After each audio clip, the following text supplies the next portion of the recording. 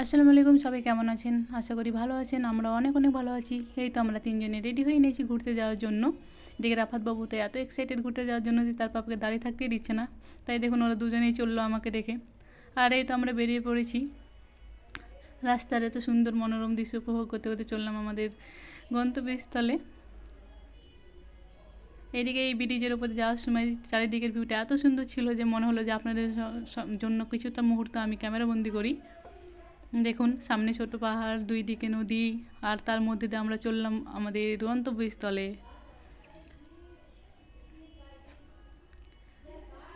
আমরা প্রায় পৌঁছাবো হয়ে গেছি। তো দেখুন আমরা পৌঁছেও গেছি বিচে। আর পরন্ত বিকেলের রোদটা এত কড়া ছিল যে পুরো চোখে এসে লাগছিল। এটা গোয়ার একটা ফেমাস বিচ, মরজিম বিচ। আর এখানে সব সানবেডে সব রিল্যাক্স মুডে সমুদ্রের ভিউ উপভোগ করছিল।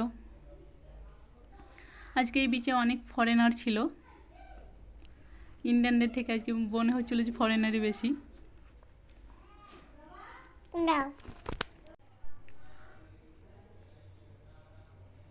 আর এদিকে দেখুন বাচ্চা ছেলেগুলো বালি নিয়ে কী সুন্দর খেলা করছে। রাফাত বাবুকে বলছিলাম দেখো তোমার বন্ধুগুলো কী সুন্দর খেলা করছে। আর এদিকে রাফাত বাবু তার মামার কোল থেকে নামতেই চাইছে না, কারণ এত রোদও ঠিক মতো তাকাতেও পারছে না।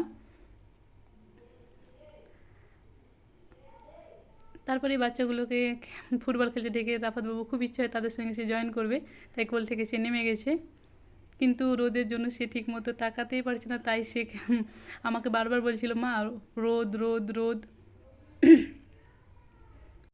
অনেকক্ষণ সময় কাটানোর প্রায় সন্ধ্যা হয়ে এসেছিলো। এই তো দেখুন সূর্যাস্ত যাওয়ার সময়, এই সময়টা আমি খুবই উপভোগ করি, মনে হয় যেন সমুদ্রের সূর্যটাকে খেয়ে ফেললো। আর এবার আমরা এই তো বাড়ির পথে রওনা দিচ্ছি, কিন্তু আমরা তার আগে ডিসাইড করেছিলাম যে আজকে রাত্রে খাবারটা আমরা বাইরে থেকে খেয়ে যাব। তাই এই তো ফেমাস গোয়ান ফিশ থালি অর্ডার করেছিলাম, এবং খাওয়া দাওয়া করার পরে এই তো আমরা বাড়ির উদ্দেশ্যে রওনা দিয়েছি। আমার ভিডিওটা যদি আপনাদেরকে ভালো লেগে থাকে তাহলে অবশ্যই একটা লাইক করবেন, কমেন্ট করবেন, আর আমার পেজটিকে ফলো করে দিবেন। Bye bye.